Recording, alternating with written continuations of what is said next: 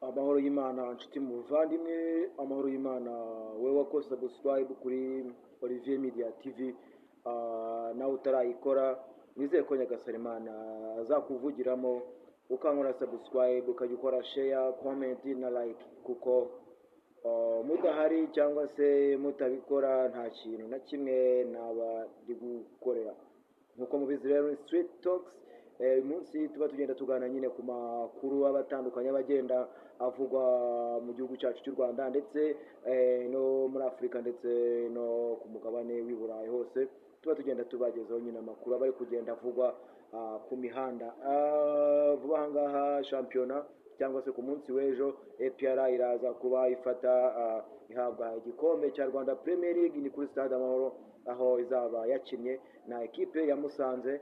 mu rwego rwo kugira ngo bayishyikirize igikombe, dore ko muri no sezo ifite ibikombe bitatu. APR rero izaba ikina nyine kuri Stade Amahoro, byitezwe ko turebe ko nibura kuko nayo aho bwakabaye yazagira gutya ikuzuza ira Stade Amahoro ijyamo 45,000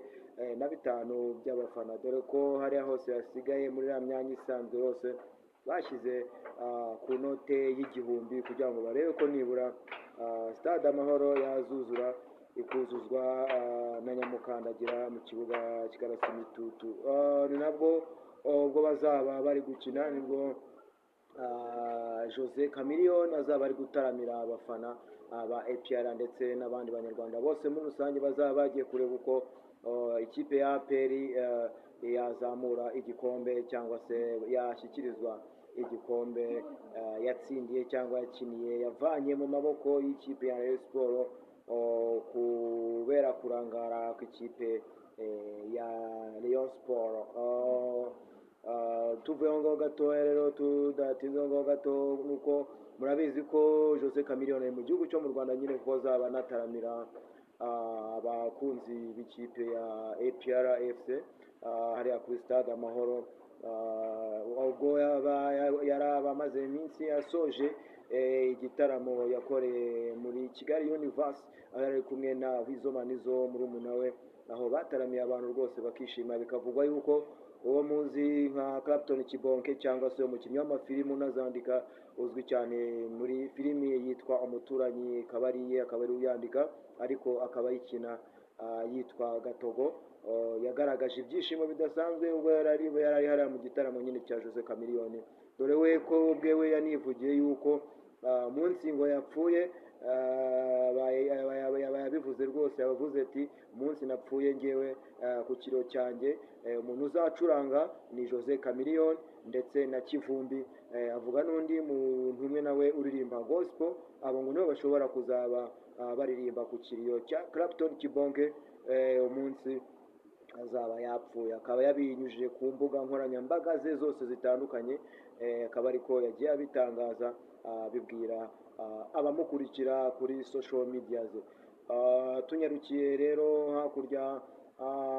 muri Espagne, Real Madrid ikaba yamaze kwerekana Xabi Alonso nk'umutoza wayo muri sezo itaha. Bakaba bamwerekanye bavuga ko ari we uzaba ari umutoza mukuru, mu gihe mukeba wayo bayita FC Barcelona yamaze kongera amasezerano y'umukinnyi wabo ukiri muto rwose kandi wabafashije kugira ngo babe barabonye kiriya gikombe, bamwita Lamine Yamal, bakaba bamwongeye amasezerano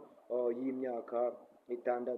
kuko babonye yuko byanze bikunze hari ikintu abafasha, babonye yuko muri no sezo hari icyo yabakoreye kandi koko byaragaragaye, umusaruro waragaragaye nk'umukinnyi ukiri muto utarageza n'imyaka 20, bakaba nyine baramwongeye amasezerano y'imyaka 6 azahakina paka. Tuvuye aho ngaho rero ni nabwo Cristiano Ronaldo mu ijoro ryashize nawe yatsindaga igitego cye ananira ko asezera ku ikipe Al Nassr, kuko bavuga yuko amasezerano ye yari afiteyo yari yarangiye. Bivuga ko nyine ashobora kuba azajya mu yindi kipe, kuko ubwe yivugiye yuko atagiye guhita ahagarika umupira w'amaguru ngo urangize, ko bino kuvuga yuko ashobora kuzakina igikombe cy'isi cy'amaklub mu bintu kizaba muri ano mezi muri no minsi minsi iri imbere aribwo kizatangira, ariko ntago haramenyekana ngo ni iyihe kipe Cristiano Ronaldo azaba arimo. Tugiye rero no mu bindi bitandukanye, no mu makuru atandukanye ya politiki, aho ngaho tunyerekeye muri Congo. Murabizi ko ibyo muri Congo n'ubundi amakuru yaho ntago ajya abura. Amakuru yo muri Congo ahora mu binyamakuru bitandukanye. Ubwo bavuga ko Joseph Kabila akaba ubu ngubu yasubiye mu gihugu cye cya Congo, bivuga ko ari muri Kinshasa, cyane cyane bivuga ko ashobora kuba ari muri Katanga, ariho ubu ngubu ari mu gihe bagikomeje kugenda bamushyiraho ibihano nk'ubuyobozi bwa Kinshasa, kuko bavuga yuko ngo bamushinje ubugambanyi kubwo kuvugana na M23 ndetse no gukorana na M23. Bamwita Bertrand Bisimwa, akaba ari umuvugizi wa AFC, umuyobozi wa AFC M23, ubwo ari mu nama n'abanyamakuru i Goma, yongeye kwihanangiriza ndetse yiyama igihugu cy'u Burundi. Bivugwa yuko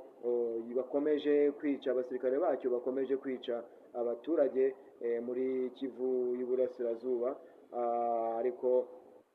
Abarundi bavuga ko bagenda bakorera iyicarubozo. Bertrand Bisimwa yavuze yuko yongeye gutanga agasopo ku gihugu cy'u Burundi, kuko bavuga yuko ibibazo by'abanyekongo ari iby'abanyekongo bitareba Abarundi, ahubwo bo babibereye mu gusahura ndetse no guhohotera abaturage bari mu gihugu cya Kongo cyangwa se abakongomani, kandi mu by'ukuri bavuga yuko bari guharanira uburenganzira bwabo. Bikaba byavuzwe rero na Bertrand Bisimwa, nyine umuyobozi wa AFC M23, avuga ko yatanze gasopo, ndetse ko avuga ko nibyongera nabo bazagira icyo bakora bakifuna umwanzi, dore ko Abarundi cyangwa se Neva adashaka kuba yavana ingabo ze mu gihugu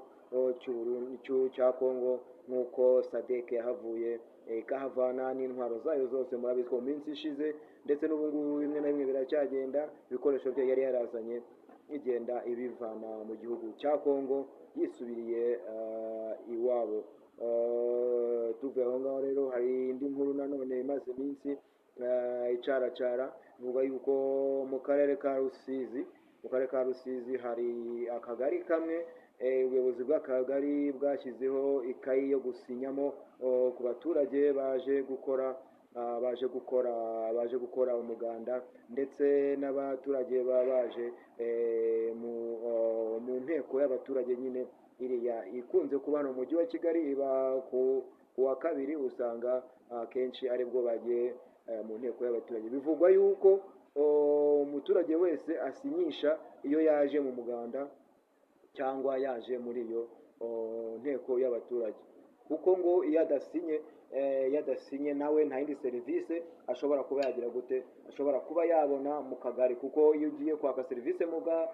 mu kagari barabanza bakakwaka ikayi, bakareba nimba koko warasinyishije ngo nawe babone kuguha serivisi, nk'uko ari itegeko riba ryarashyizweho, nimba ari umurenge, nimba ari akagari, nimba ari akarere kabishyizeho, ntawamenya. Ariko abaturage bo baratakamba, ni inkuru yavuzwe na Radio 1 na TV 1, baratakamba bavuga yuko akenshi bibicira umwanya rwose kujya gusinyisha, gutonda umurongo, gufata nk'abaturage barenga 500 baje mu nama, cyangwa se banarenga, cyangwa bari no munsi yaho, bakaza ngo gusinya ku murongo, basinyisha, bigatuma bimwe na bimwe bipfa mu mirimo yabo, kuko baba bataye umwanya basinyisha kwa gitifu w'akagari. Baratakamba bavuga yuko ibyo bintu bidakwiye, ko n'ubundi nk'abaturage ari inshingano zabo gukora umuganda, ndetse akaba ari inshingano zabo kujya mu nteko kugira ngo bumve gahunda za leta ibateganyiriza. Ariko ubuyobozi bw'akagari bwo ntago bubikozwa, uvuga yuko bari barinangiye inama ikazajya ijyamo abantu batarenze 10, umuganda ukazajya ujyamo abantu batarenze 20, bityo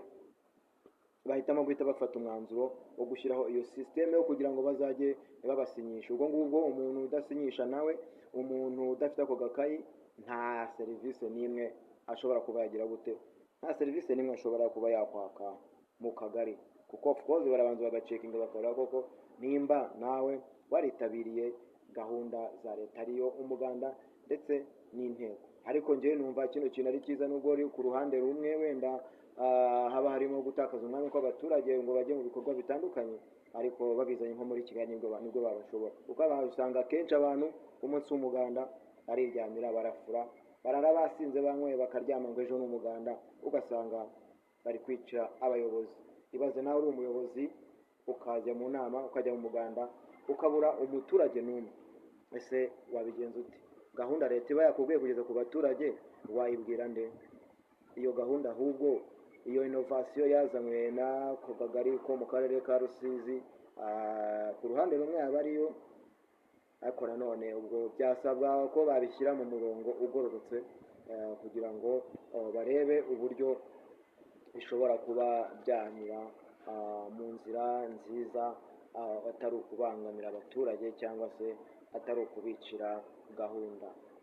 Nizere ko rero Nyagasani Imana akomeje kubafasha mu byo mukora byose. Wowe ko subscribe kuri Olivier Media TV naho utarayikora, Imana ikuvugire mu gikora. Ni wa musore wambaraga amada kwiteme kidagana amacyabo jaja rya Mwendo, shami ry'Ikivu ritavogerwa. Imana ibaho umugisha, ndabakunda, muri abantu b'igikundi, imwebwe muzatuvana hano petit à petit razofesoni, ntabwo tuzacika intege, tuzakomeza dukore ku bwanyu. Thank you very much. Nubona ari ngombwa ukore subscribe, nubona atari ngombwa ubireke.